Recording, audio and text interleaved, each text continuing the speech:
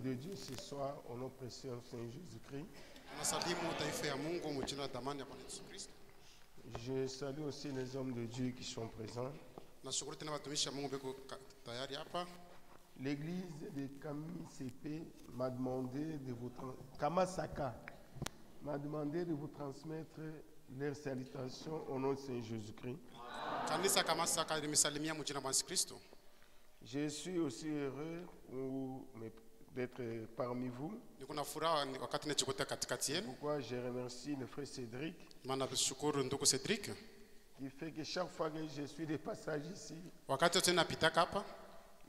et il aime toujours que je passe m'adresser au peuple de Dieu. Que Dieu le bénisse pour la confiance. Ce n'est pas que nous sommes des hommes spéciaux. Nous savons que tous nous travaillons dans les champs de Dieu. Il n'y a pas de grands et de petits ministres. Sauf chacun joue selon la race prêche selon la race que Dieu a mis en lui. Nous saluons aussi les frères qui nous suivent en ligne. Sans beaucoup perdre de temps, on va s'élever pour lire les Saintes Écritures. On va lire dans Marc chapitre 11. On va lire à partir du verset 20. Le matin, en passant, les disciples virent les figuiers séchés jusqu'aux racines.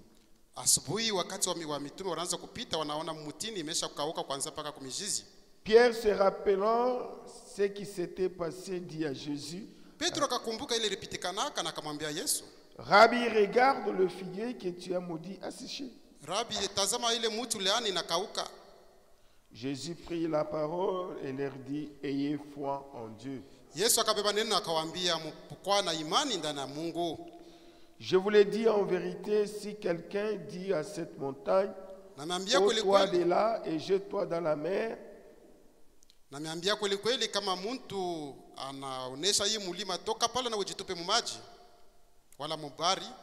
et s'il ne doute point en son cœur, mais croit que ce qu'il dit arrive, il le verra s'accomplir.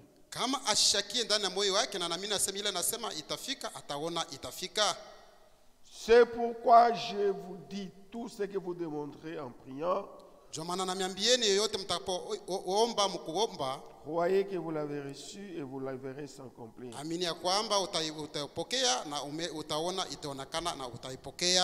Et lorsque vous êtes debout faisant votre prière, si vous avez quelque chose contre quelqu'un, pardonnez.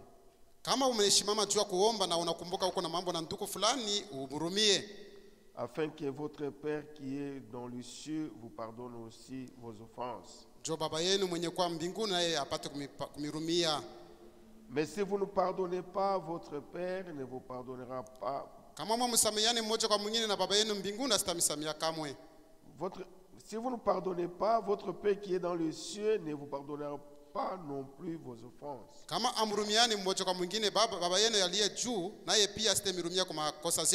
Prions.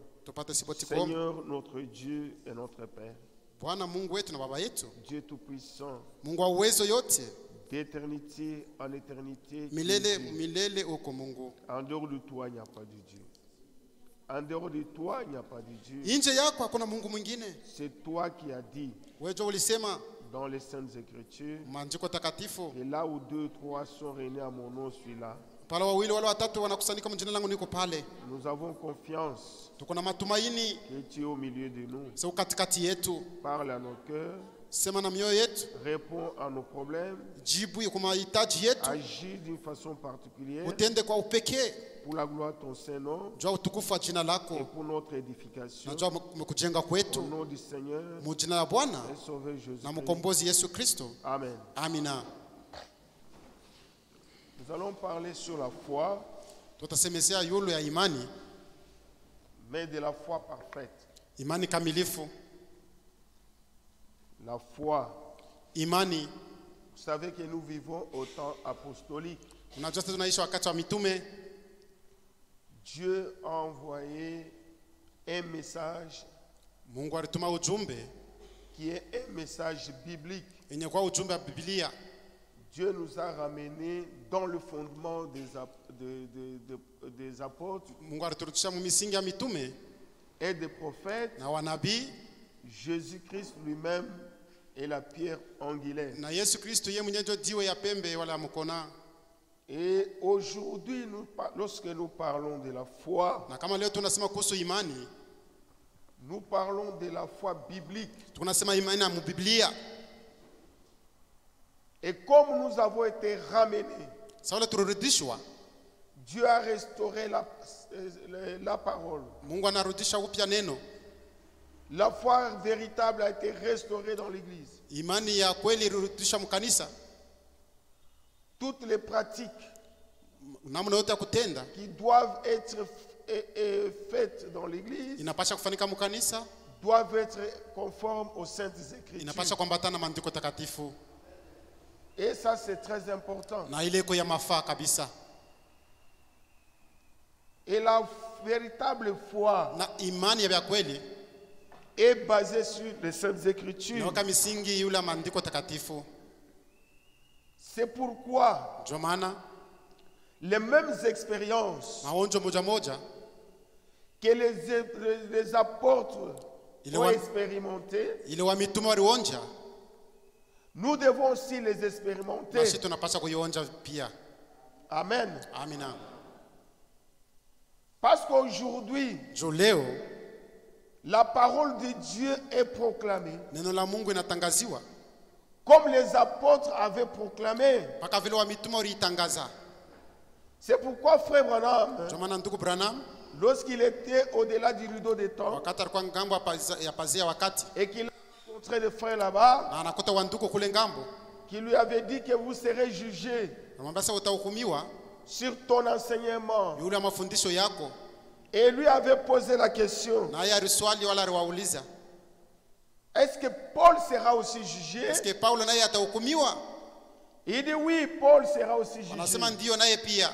Il dit si ceux qui ont accepté la prédication de Paul, Kama wale walichika mahubiri ya Paulo, le message de Paul, ujumbe wa Paulo, entre kama Boba anaingia, ceux qui ont reçu aussi mon message entreront ni aussi. kusema wale walipokea ujumbe yangu na mimi bataingia. Amen. Amina. Au moins nous sommes sûrs Tuko na hakikisho que ce message sema hii ujumbe a déjà amené les gens au paradis. imeshapeleka watu kwa paradiso. Parce que le frère Branham a rencontré des sœurs John ndugu Branham alikutana na badada et des kule na frères banduku qui avaient cru ce wale message. bariaminaka hii ujumbe Ils tunaamini, étaient dans le repos. walikuwa mu mapumziko. Et tout prédicateur Na mhubiri yoyote ne doit pas prêcher asiwezi kubiri, en dehors de ce qui a été prêché par les prophètes et les apôtres asiwezi kubiri nje ya ile banabii wala nabii arubiri et ce que les Jésus-Christ a enseigné. na kile Yesu Kristo alifundisha. Amen. Amina. C'est pourquoi Ndio maana toute croyance kuamini kote qui n'est pas conforme aux saintes écritures, ile ayambatani na maandiko takatifu, à ce qui est écrit, kwa vile imeshaandikwa, ça ne fait pas objet de notre foi. yo ana kishina ya imani yetu. Toute prédication, Mahubiri yote, toute interprétation matafsiri yote qui n'est pas conforme à la parole de Dieu, ile ambatana na neno la Mungu, nous ne croyons pas. shia tuyamini. Et l'église du Dieu vivant, Na kanisa Mungu aliye hai, c'est là où elle est fondée. ndio pala naweka misingi. C'est ce que les saintes écritures nous enseignent. Ndio ile maandiko takatifu yanatufundisha. Parce qu'aujourd'hui, il y a beaucoup de choses qu'on appelle, qu'on dise parole de Dieu. Ndio leo kubinti wa mingi wanaanza kubita neno la Mungu. Et souvent, ce sont des interprétations particulières. Ni mautafsiri tu ya upekee, Et beaucoup de femmes et des hommes na wanamke na wanaume sont emportés par ces choses. banabebewa na ile mabitu. C'est pourquoi l'église du Dieu vivant Ndio maana kanisa Mungu aliye hai sait où est-ce qu'elle place ses pieds. inajua wapi kunaweka mikulu yake. Lorsque nous marchons, Wakati tunapotembea nous savons, nous posons nos pieds. tunajua wapi tutakanyangia. Alléluia. Amina. Ephésiens chapitre 2. Waefeso sura ya pili.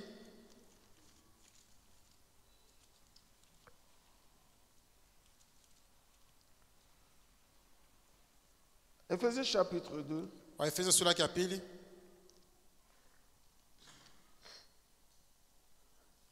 Nous allons lire à partir du verset 20. Mstari wa 12. Ainsi donc, Hivi basi, vous n'êtes plus des étrangers, hamuna tena wageni ni des gens du dehors, wala watu wa nje, mais vous êtes concitoyens des saints, munaishi pamoja na watakatifu, gens de la maison de Dieu. wenye kwa nyumba ya Mungu. Amen. Amina. Nous ne sommes pas des étrangers. Shia tuna wakeni, Nous sommes concitoyens des saints. shetu kunaishi pamoja na watakatifu. Et nous sommes les gens de la maison de Dieu. Na tuko watu wa nyumba ya Mungu. Et la maison de Dieu, ce n'est pas se bâtir. Na nyumba ya Mungu haina majengo. La maison de Dieu Na nyumba ya Mungu est édifiée par de véritables croyants. inajengwa na waamini wa kweli. Ils sont des pierres vivantes. À cette Ojo maison. majiwe iko hai. Alléluia. Amina. Ce sont des pierres vivantes. Ni majiwe yenye kuwa hai. Et pour être placé, être édifié à cette maison, Najua upate kujengwa kwa ile vous majengo. devez être taillé Panapaswa kumichonga à l'image de Jésus-Christ. picha ya Yesu Kristo. Sinon, tu ne peux pas entrer. Kama kinyume ya ile Tu ne usitengia, peux pas être édifié à ce... hautasaidia kwa majengo ya ile nyumba. Je ne sais pas si l'église comprend. Sijua kama kanisa tuko pamoja. Alléluia. Amina. Vous devez être taillé Unapaswa kuchongwa à l'image de Jésus-Christ picha ya Yesu Kristo. pour être édifié à cette So maison. upate kujengewa kwa ile nyumba. Amen. Amina. Gens de la maison de Dieu, Watu wa nyumba za Mungu. vous avez été édifiés sur le fondement des apôtres. Murijenga yule ya misingi ya wa mitume. À cette maison, Ile nyumba le fondement, msingi ce sont les enseignements des apôtres, ni mafundisho ya mitume, des prophètes, ya wanabii, Jésus-Christ lui-même étant la pierre na angulaire. Yesu Kristo mwenyewe jiwe ya pembe wala ya mkono. Alléluia. Amina. Nous sommes édifiés. Tunajengwa Quand nous disons nous, kama tunasema sheye, nous parlons de l'église véritable de Dieu vivant. tunasema kuhusu kanisa ya kweli ya Mungu aliye hai, L'épouse de Jésus-Christ. bibi harusi ya Yesu Kristo.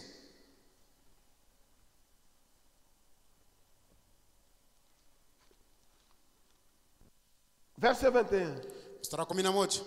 En lui, tout l'édifice, Ndani yake majengo yote bien coordonné, yenye kunyoloshwa mzuri s'élève pour être un temple saint dans le Seigneur. yikuna shimama jua kwa hekalu takatifu ndani ya Bwana. Alléluia. Amina. Tout l'édifice, Majengo yote bien coordonné, yenye kujengoa mzuri, bien construite. banaijenga mzuri, Le constructeur, c'est Jésus lui-même. na mwenye kujenga wala mjengaji ni Yesu peke yake. Les ministres ils sont là comme des ouvriers. Watumishi wako pale sawa watenda kazi. Alléluia. Amina.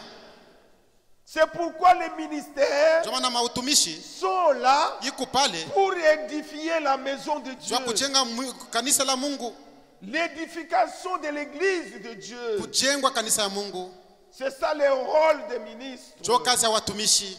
Mais l'architecte, Lakini mjengaji mwenyewe le constructeur, mwenye kujenga c'est Jésus-Christ lui-même. ni Yesu Kristo peke yake. C'est lui qui a le plan. Yeye ndio kuna ile namna kujenga Et le plan, na si namna vous voulez kujenga. aussi construire, Na mwe kama unataka kujenga, il faut construire selon la parole de Dieu. upate kujenga kufatana na neno la Mungu. Tous ceux qui ne construisent pas Wote wala wajenge selon le plan de Dieu, kufatana na mapo ya Mungu, selon sa parole, kufatana na neno lake, ils sont appelés de faux ouvriers. wanaita ni watendakazi wa bongo. Ce sont des faux Ni ouvriers. watendakazi wa bongo. Ces jours là-bas, Ile siku ils se présenteront devant le Seigneur. napo watasimama mbele ya Bwana.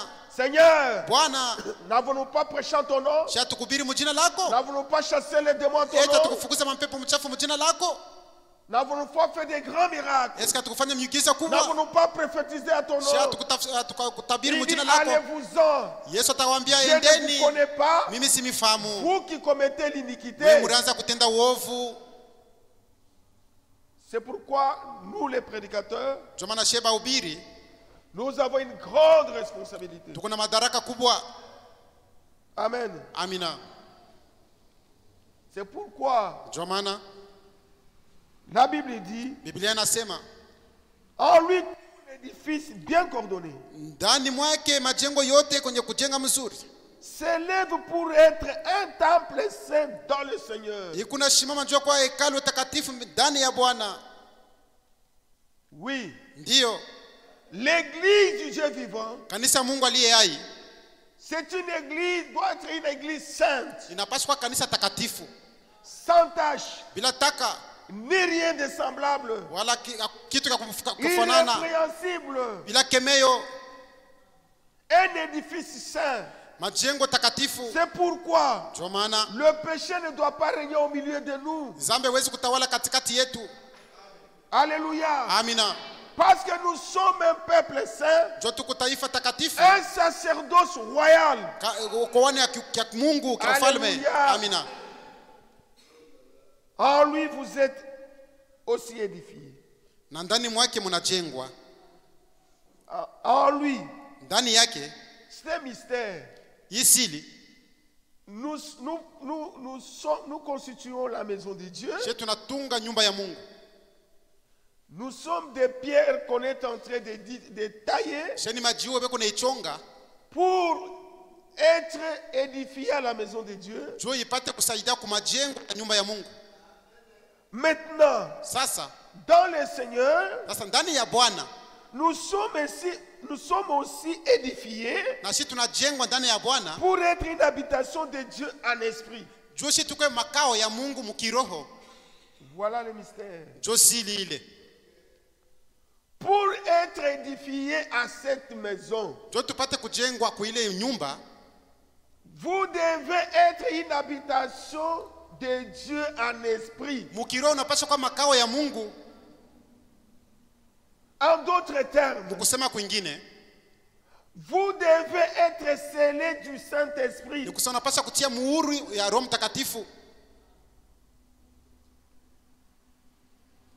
C'est ainsi que nous formons le corps mystique de Jésus-Christ. C'est ce que Paul enseigne. Dans 1 Corinthiens chapitre 12, verset 13. Nous avons tous été baptisés dans un seul esprit. Commençons verset 12. Comme le corps est un. 12. Comme le corps est un. Et a plusieurs membres. Comme tous les membres du corps, malgré leur nombre, ne forment qu'un seul corps. Ainsi en est-il de Christ. Nous avons été en effet baptisés dans un seul esprit pour former un seul corps, soit juif, soit grec, soit esclave, soit libre. Nous avons été abreuvés d'un seul esprit. Ainsi le corps n'est plus un seul membre, mais il est formé de plusieurs membres. Amen. Amina. C'est ce que nous sommes. C'est très important. C'est ça le but de notre vocation. Être édifié en Christ. Pour former la maison de Dieu. Et nous-mêmes, nous devons être édifiés comme aussi des temples vivants du Dieu vivant. Alléluia. Amina. Donc, ayant reçu ce message précieux, qui est le retour au fondement, à l'enseignement des apôtres et des prophètes. Parce que et Jésus-Christ lui-même, la pierre angulaire, parce que le message, c'est le retour aux saintes écritures. Amen. Amina. Donc tout ce qui doit être fait dans l'église, soit tout ce qui doit être l'objet de la foi dans l'église, doit être conforme à ce qui est écrit dans les Saintes Écritures. C'est pourquoi lorsque nous parlons de la foi parfaite, c'est la substance foi. La véritable foi. Amen. Amina. Parce que dans Hébreux chapitre 11, parce que Jésus a dit à ses disciples, ayez foi en Dieu. Hébreux chapitre 11. Or la foi est une ferme assurance des choses qu'on espère, est une ferme assurance des choses qu'on espère, une démonstration de celles qu'on ne voit pas. Pour l'avoir possédée, pour l'avoir possédée, pour l'avoir, écoutez d'abord, je termine. Okay. Pour l'avoir possédé, les anciens ont obtenu un témoignage favorable.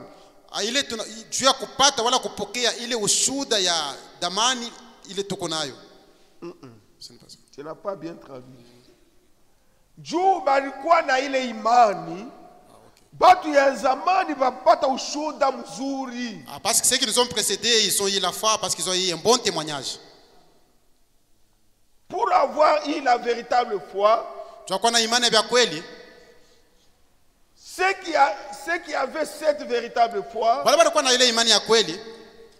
les gens qui nous ont précédés, les anciens qui nous ont précédés, ils ont eu un témoignage favorable. Le témoignage ne venait pas d'un homme. C'était le témoignage de Dieu. Amen. Amina. Regardez lorsqu'on parle d'Enoch. Il dit que c'est par, au verset 5, c'est par la foi qu'Enoch fut enlevé pour qu'il n'y vit point la mort. Et qu'il ne parut plus parce que Dieu l'avait enlevé. Quand avant son enlèvement, il avait reçu le témoignage qu'il était agréable à Dieu. Sans la véritable foi, tu ne peux pas être agréable à Dieu. Pour être agréable à Dieu, vous devez croire selon dit l'Écriture.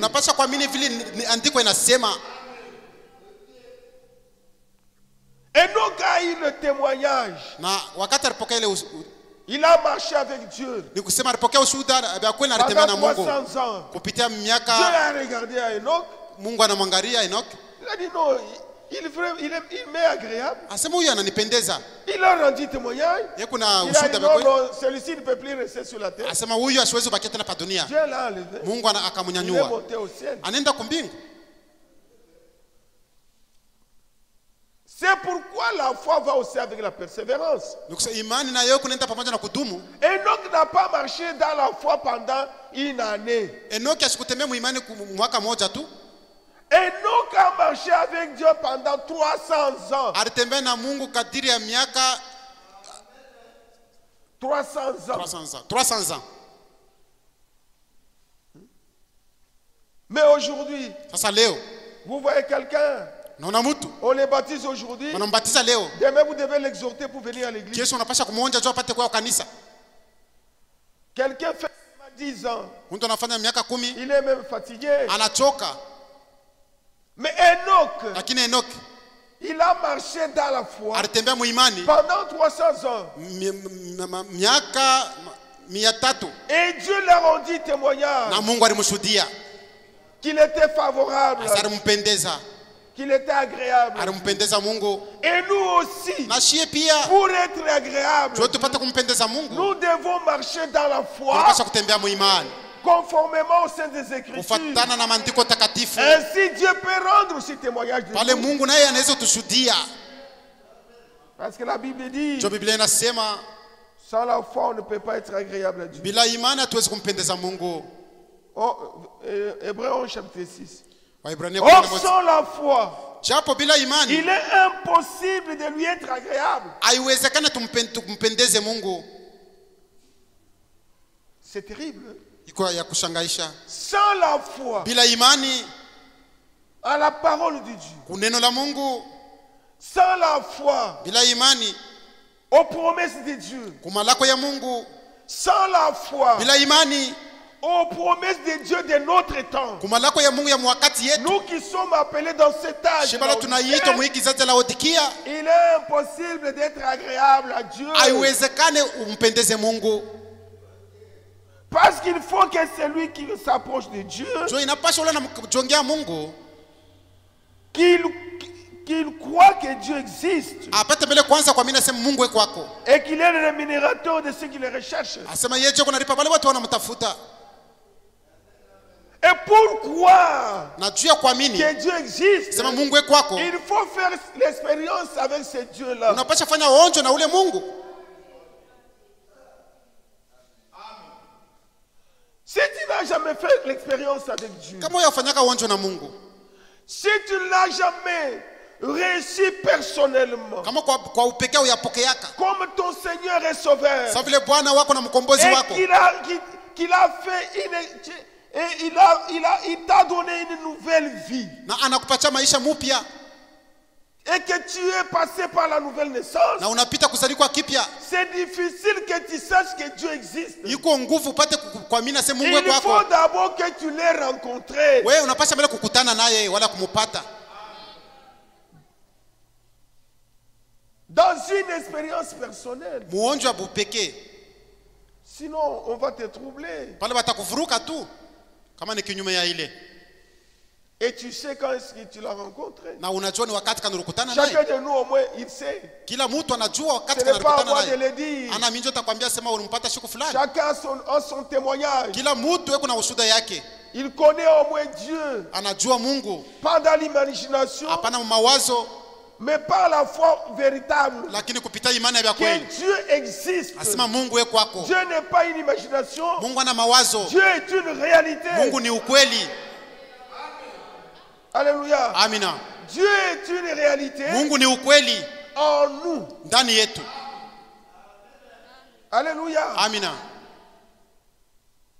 Il n'est pas seulement Dieu que nous entendons. Ana tu ule Mungu tunasikiaka. Il est une réalité en nous. Nikusema ndani mwetu yeye ni ukweli.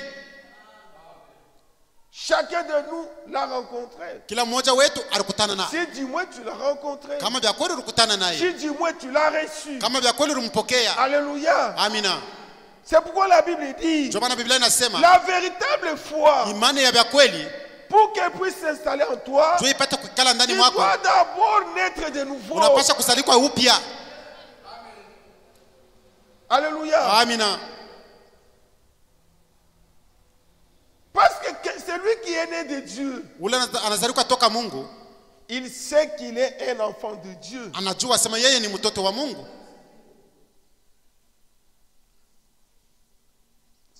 Ce n'est pas une explication. Haina mambo ya kufasilia. Naître Kuzalika est une réalité. ni ukweli. Nous sommes nés des enfants des hommes. Si tunazalika batoto ya watu, Ce n'est pas une explication. haina mambo ya Ce n'est kufasilia. pas une imagination. Haina mawazo. L'enfant est né à la maternité. Kama mtoto anazalika fasi Ce ya n'est kuzaliwa, pas une explication. haina mambo ya kufasilia. Mais Me ukienda une réalité. nikusema ukienda kwa maternite utakuta mtoto kwako. Il est là. Kwako. On peut l'entendre crier. Tunaweza msikia kuna ria. On peut l'entendre bouger. Tunaweza kumuona kuna tenka tenka. Et nous aussi, Na shie pia Si nous réellement nous avons reçu Jésus-Christ, kama hakika tulimpokea Yesu Kristo, Dieu est devenu aussi une réalité en nous. nikusema ndani yetu Mungu anakuwa naye ukweli. Jean chapitre 1. Yohana sura ya kwanza.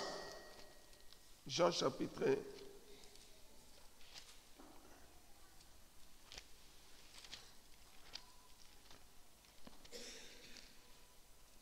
Parce que celui qui s'approche de Dieu ule anamkaribia Mungu doit croire que Dieu existe anapaswa kuamini se Mungu kwako et que c'est lui notre rémunérateur. na yeye jua kutulipa.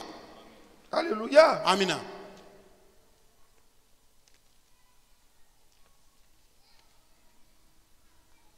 Verset 12. Mstari 12. Commençons même au verset 1. Au commencement était la parole. La parole était avec Dieu. Et la parole était Dieu. Amen. Amina. Au verset, vous pouvez lire à la maison, nous allons vite. Elle était dans le monde. Et le monde a été fait par elle. Et le monde n'a point connu. Elle est venue chez les siens. Et les siens l'ont pas reçu. Mais à tous ceux qui l'ont reçu. Alléluia. Amina. À tous ceux qui ont reçu la parole de Dieu. Quelle parole? La parole faite chair. Jésus-Christ. À ceux qui l'ont reçu. À ceux qui croient en son nom. Elle a donné le pouvoir de devenir enfants de Dieu. Lesquels sont nés.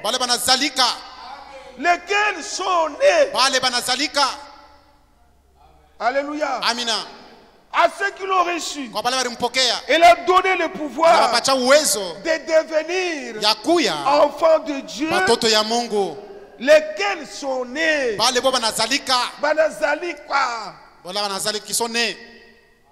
N'obéissant ni de la volonté de la chair, ni de la volonté de l'homme, mais de la volonté de Dieu. Et la parole a été faite chair. Elle a habité parmi nous, pleine de grâce et de vérité. Et de vérité. Et nous avons contemplé sa gloire. Une gloire comme la gloire du Fils unique. À ceux qui l'ont reçu, cet homme de Galilée, Jésus-Christ, à ceux qui croient en son nom, le nom du Seigneur Jésus-Christ, il leur a été donné de devenir des enfants de Dieu. Ils sont nés. Les enfants de Dieu sont nés de Dieu. Alléluia. Amina.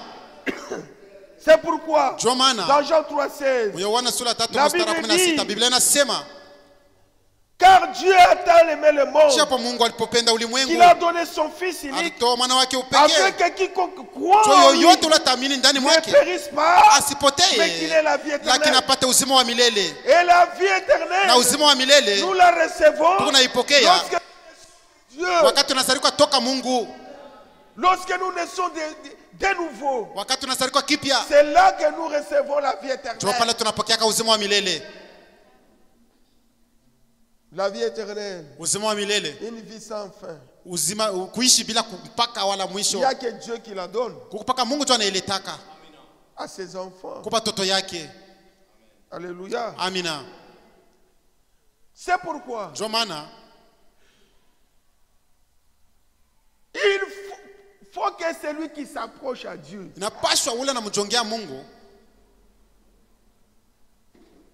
croit que Dieu est une réalité. Dieu n'est pas une imagination. C'est pourquoi Dieu n'est pas un Dieu de groupe.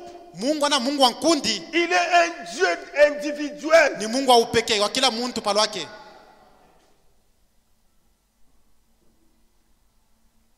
Amen. Amina. C'est pourquoi lorsque Dieu s'était révélé à Moïse, wakati Mungu alimonekanika Musa, il a dit, je suis le Dieu d'Abraham. Alisema niko Mungu wa Ibrahimu. Je suis le Dieu d'Isaac. Niko Mungu wa Isaac. Je suis le Dieu de Jacob. Na niko Mungu wa Yakobo. Alléluia. Amina. Pour aller au ciel, il faut que le Dieu que nous adorons soit votre Dieu. Une réalité vivante dans votre vie. Une chose qu'on ne peut pas vous faire douter. Alléluia. Amina. Alléluia. Amina. La substance foi, imani, c'est une réalité. Ni ukweli. Celui qui s'approche de Dieu, Mungu, tu dois croire unapaswa kuamini que Dieu existe. Sema Mungu eko wako. Et que c'est lui le rémunérateur. Sema yeye jua kutulipa. Notre rémunérateur, nous, kwa kutulipa sheye, c'est Dieu lui-même. Ni Mungu peke yake. Alléluia. Amina. Et vous ne pouvez pas lui être agréable sans la véritable foi. Oui. Ndio. Vous ne pouvez pas plaire à Dieu sans la véritable foi. Mon frère, ma soeur, lorsque nous disons que nous sommes des croyants bibliques, et vous devez d'abord croire que la Bible c'est la parole de Dieu. En dehors de la Bible, il n'y a pas de parole de Dieu. Ce sont des livres des hommes. Mais la Bible a été écrite par Dieu lui-même. C'est poussé par l'esprit que les hommes ont écrit cette Bible. Vous devez croire d'abord que la Bible est la parole de Dieu. Et ce qu'elle dit est juste. Tout ce que la Bible dit est la vérité. Voilà la véritable foi.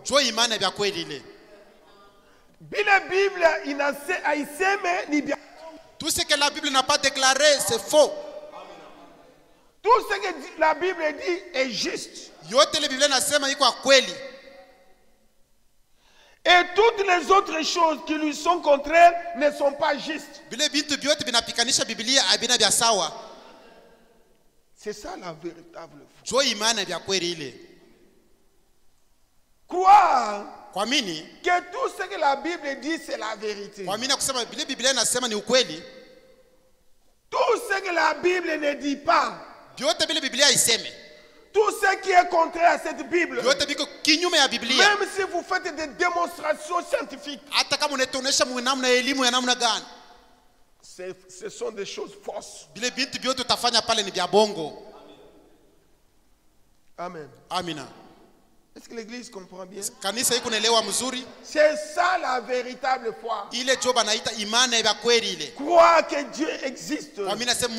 Il est une réalité vivante dans chacun de nous. Et que sa parole, la Bible, tout ce que la Bible, c'est ça la parole de Dieu. Et tout ce que la Bible dit, c'est la vérité. Et tout ce qui est contraire à la Bible n'est pas juste. Amen. Amina. C'est ça la véritable foi. C'est pourquoi, lorsque quelqu'un me dit des choses contraires à la parole de Dieu, je ne crois pas. Comme les superstitions africaines ici. Quelqu'un meurt, on dit c'est le grand-père qui l'a mangé. Nous regardons même dans la Bible. Est-ce que c'est écrit quelque part? Comme ce n'est pas Je ne crois pas. Voilà les véritables croyants bibliques. Amen. Amina. Parce que la mort a commencé depuis le jardin d'Éden. Quiconque est né mourra un jour. Amen. Amina. Tout ce qui est contraire. La Bible dit, l'homme est le chef de la femme. Si quelqu'un vient me dire que la femme est égale à l'homme, c'est contraire à la Bible. Et une véritable croyante dira toujours, mon mari c'est mon chef. Parité tombe. Émancipation tombe. C'est contraire à la Bible. Amen. Amina.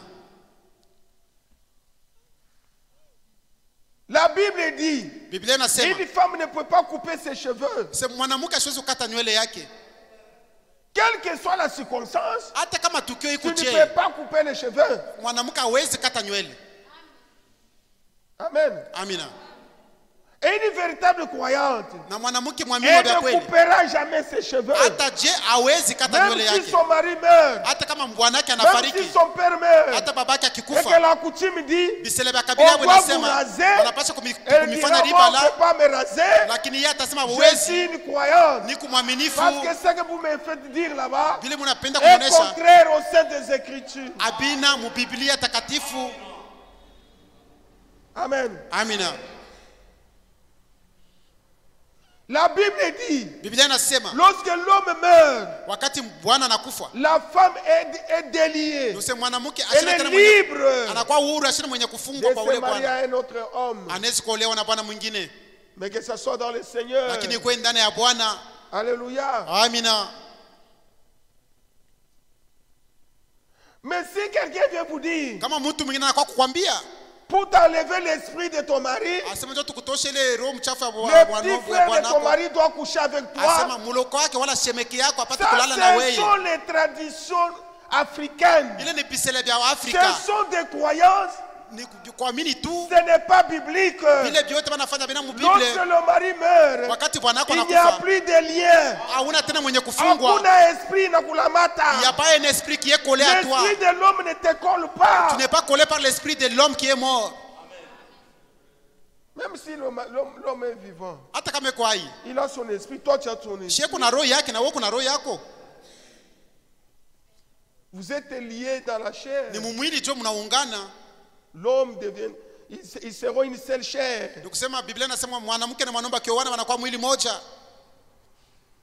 Et toi tu acceptes qu'on couche avec toi pour t'enlever l'esprit du mort. Ce n'est pas biblique. Oh, le mort va te suivre. Si on te purifie pas selon les traditions. Parce que c'est ce qui se passe ici en Afrique. Tu restes avec l'esprit de ton mari. Mais c'est faux. Et ce sont des cérémonies diaboliques. Vous allez commettre l'adultère. On dit pour t'enlever l'esprit du mort. C'est diabolique. Ce n'est pas biblique. Une véritable fille de Dieu dira, moi je ne peux pas faire ça.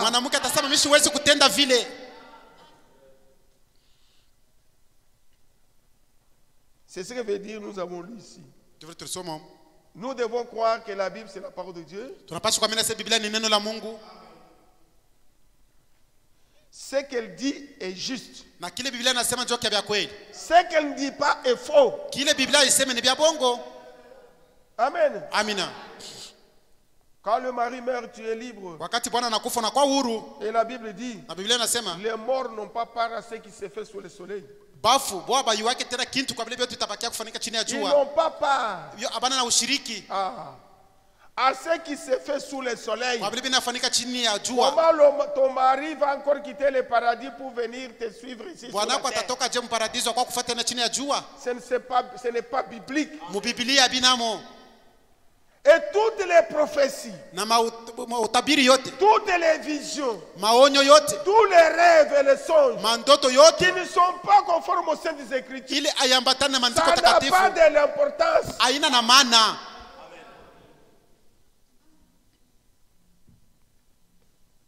Amen. Amina.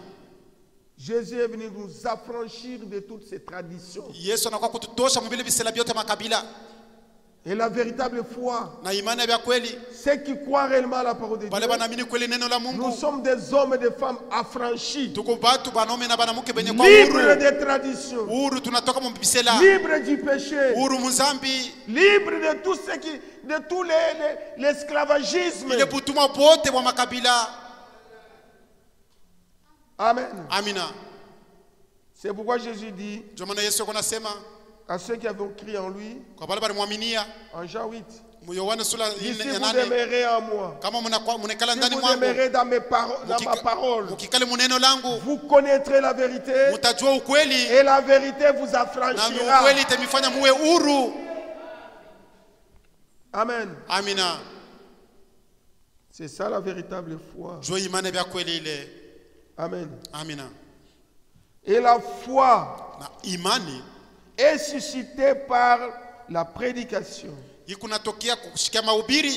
la parole de Dieu. Pas des interprétations particulières.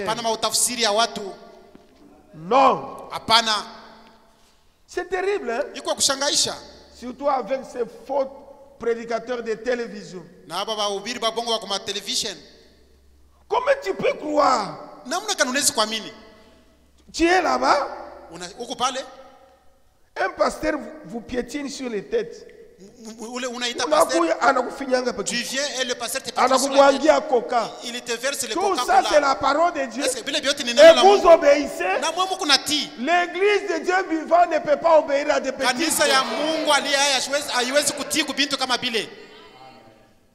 La Bible dit, vous imposerez les mains aux malades et les malades seront guéris. Vous, on vous donne des pommes, de l'eau gazeuse, de l'eau minérale pour être guéri. Ça se trouve dans la Bible. Dis comme Bible. Est-ce que ces choses se trouvent dans la Bible?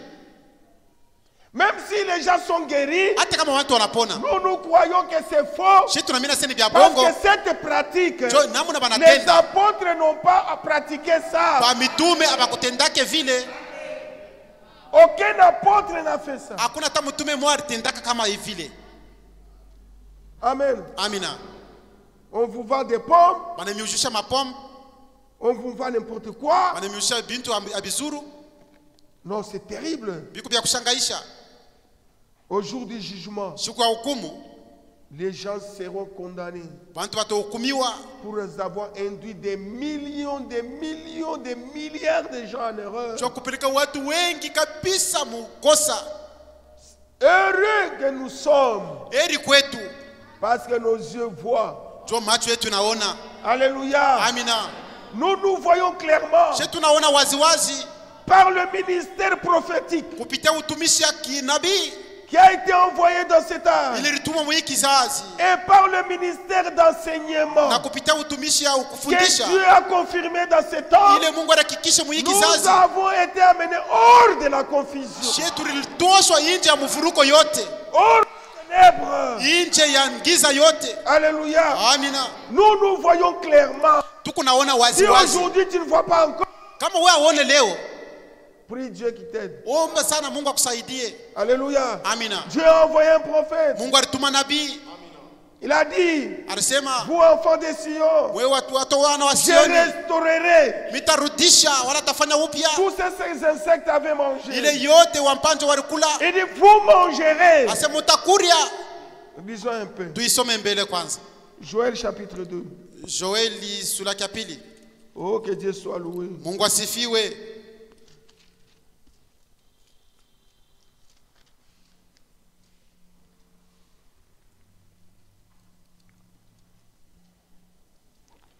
Joël chapitre 2. Joël sura ya pili.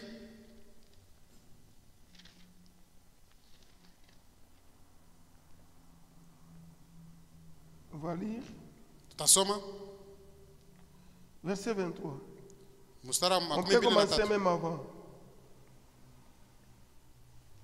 Terre ne craint pas.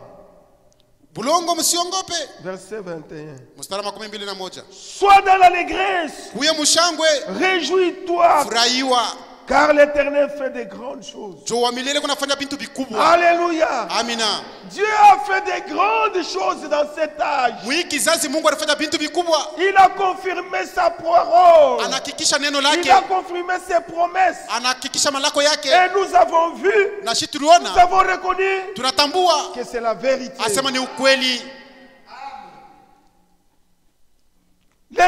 Car l'Éternel fait de grandes choses. Bêtes des champs, ne craignez pas, car les plaines du désert reverdiront. Car les arbres porteront leurs fruits. Les figuiers et la vigne donneront leurs richesses. Vous, enfants de Sion, soyez dans l'allégresse. Réjouissez-vous. Car l'Éternel, votre Dieu, il vous donnera la pluie en son temps. Alléluia. Il vous enverra la pluie de la première et de l'arrière-saison. Comme autrefois, nous avons déjà reçu la pluie de la première saison. C'est la pluie de l'enseignement. Nous attendons la pluie de l'arrière-saison. L'onction spéciale que Dieu va envoyer sur l'église. Ça s'accomplira aussi. Amen. Amina. Car il vous donnera la pluie en son temps. Il vous enverra la pluie de la première et de l'arrière-saison. Comme autrefois. Les airs se rempliront de blé. Et les cuves regorgeront de mou et d'huile. Je vous remplacerai les années qu'on dévorera la sauterelle. Le asile, le gazam, ma grande armée que j'avais envoyée contre vous. Vous mangerez et vous vous rassasierez. Alléluia. Aujourd'hui, la table du Seigneur, elle est prête. Chaque jour nous mangeons. Quand nous nous réunissons, nous mangeons et nous nous rassasions. Pendant que les autres meurent de faim. Alléluia. Amina. Vous mangerez, vous rassagirez. Et vous célébrez le nom de l'Éternel votre Dieu, qui aura fait pour vous des prodiges. Et mon peuple ne sera plus jamais dans la confusion.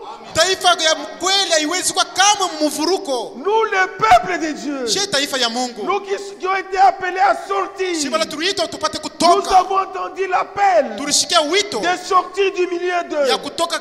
Nous sommes venus nous consacrer, nous purifier, nous préparer pour la seconde venue de Jésus. Nous ne sommes plus dans la confusion. Nous marchons, nous nous rassasions et nous louons Dieu au milieu de nous. Nous célébrons le nom de l'Éternel, le nom de Jésus-Christ, qui a fait des prodiges. Il a accompli ses promesses dans ces temps. Alléluia. Et nous ici, nous sommes la manifestation de la promesse de Dieu. Il dit sortez du milieu de mon peuple. Et chacun de nous a entendu cette voix. Quel prodige. Alléluia. Nous qui étions des enfants des hommes, nous sommes devenus des enfants de Dieu. À cause du Seigneur Jésus. Jutu ya Yesu Kristo. Et à cause de Golgotha. Juu ya kazi ya kumusalaba. De la croix de Golgotha. Ya musalaba Golgotha. Oui. Ndiyo. Nous sommes un peuple racheté. Tuku taifa yenye kukombolewa. Nous ne doutons pas sur ça. Atushaki yake yule ile. Nous avons été rachetés. Shetu tumesha kombolewa. D'un grand prix. Na bei kubwa. Par le sang précieux. Kupitia damu ya damani. Seigneur Jésus. Ya Bwana Yesu Kristo. Comme d'un agneau sans tache. Sa vile mwana kondoo bila taka. Prédestiné avant la fondation du monde. Mwenye kutindwa mbele ya misingi ya dunia iwepo. Ndio. Avant que le monde soit. Mbele dunia iwepo. Dieu nous a connus. Mungu alitujuaka. Il nous a prédestinés. Alitangulia kutuweka kama wana. Jo tuwe. Manifestés dans cette âge. Tupate kuonekana mwiki comme kizazi. des enfants d'adoption. Sa vile watoto wenye kuweka wana. Christ. Ba Kristo. Quel prodige. Hii ni muujiza ya je. Nous célébrons le nom de l'Éternel. Tuko na shangilia jina wa milele. C'est bien. Iko ya mzuri. Vous aimez le Seigneur? Eti mnampenda Bwana? Vous aimez sa parole? Mnapenda neno lake? Soyez bénis de nous. Mubarikie kutoka yeye. Et vous saurez que je suis au milieu d'Israël. Na Mungu mtajua sasa ni kati ya Israeli. Que je suis l'Éternel votre Dieu. Sasa mimi ni wa milele Mungu wenu. Il n'y a point d'autre. Hakuna mwingine. Et mon peuple na taifa yangu ne sera plus jamais dans la confusion. Taifa yangu kamwe haitakuwa tena mvuruko. Ceux qui sont dans la confusion, wale beko mvuruko, ils ne font pas partie du peuple de Dieu. Abana kati ya wana wa Mungu. Et ils n'ont pas la véritable foi. Na abana na imani ya kweli. Alléluia. Amina. Oui. Ndio. Nous vivons dans le temps de la restauration. Tukonaishi wakati wa kufanya upya. Dans la foi. Imani. Dans l'enseignement. Mafundisho. Et les pratiques de la parole de Dieu. Na namna vile neno Mungu konatia. Amen. Amina. C'est pourquoi Jomana, la foi véritable, imani ya kweli, c'est une substance. Yo ni kionyesho. C'est quelque chose de vrai. Ni kitu kya kweli. Je vais terminer. Nitamaliza. La foi, imani, vient de ce qu'on entend. Iko natoka vile tunashikia. Romains 10. Waroma 10. Verset 17. Mstari 17. Pardonnez-moi, je vais vous bouffer quelques minutes. Commençons verset 14. Verset même 13. Quand quiconque invoquera le nom du Seigneur sera sauvé. 13. Quiconque invoquera le nom du Seigneur. Comment donc invoquera-t-il celui en qui ils n'ont pas cru? Et comment croiront-ils en celui dont ils n'ont pas entendu parler? Comment en entendront-ils parler s'il n'y a point d'équipe, s'il n'y a personne qui prêche? C'est pourquoi la véritable foi vient de la prédication de la parole. Comment y aura-t-il des prédicateurs s'ils ne sont pas envoyés? Chaque prédicateur doit être envoyé de Dieu. Alléluia. Amina. Selon ce qu'il est écrit, qu'ils sont beaux les pieds de ceux qui annoncent la paix, de ceux qui annoncent de bonnes nouvelles. Mais tous n'ont pas obéi à la bonne nouvelle. Et Esaïe dit-il, Seigneur, qui a cru à notre prédication? Ainsi la foi vient de ce qu'on entend. Et ce qu'on entend vient de la parole de Christ. La véritable foi vient de ce qu'on entend, de la parole ointe de Christ. Alléluia. Amina. Tu ne peux pas avoir la foi lorsque tu entends la politique.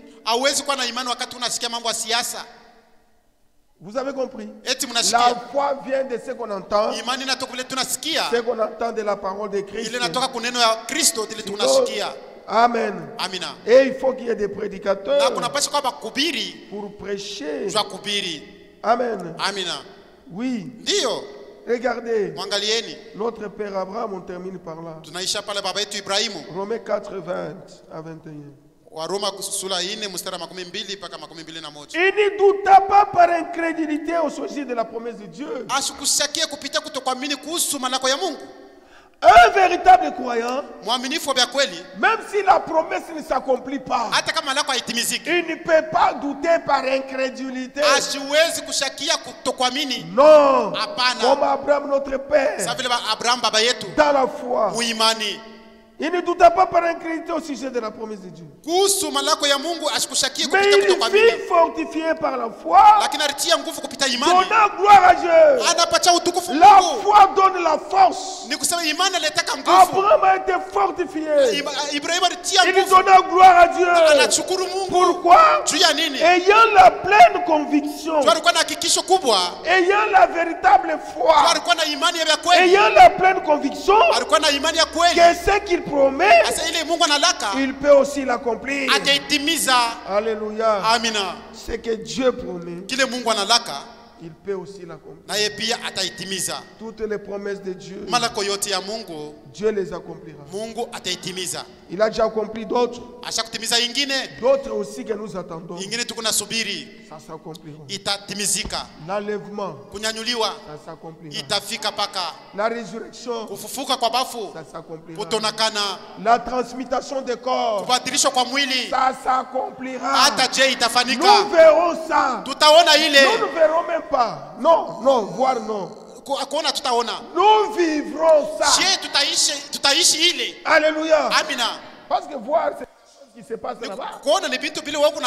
Mais nous allons expérimenter l'enlèvement. Oui, parce que Dieu sait qu'il promet, il réalise aussi. Même si ça traîne, lui accomplira. Parce qu'il est le Dieu de la parole. Dieu est lié avec sa parole. C'est pourquoi Abraham, il n'a pas douté. Même quand il devenait vieux. Mais ça n'a pas bougé. Il a persévéré. Il a rendu gloire à Dieu. Il dit Dieu, ce qu'il promet, il le réalisera. Il a promis le baptême du Saint-Esprit. C'est une promesse. Il réalise ça. Même ce soir, il est en train de le réaliser. Que Dieu vous bénisse.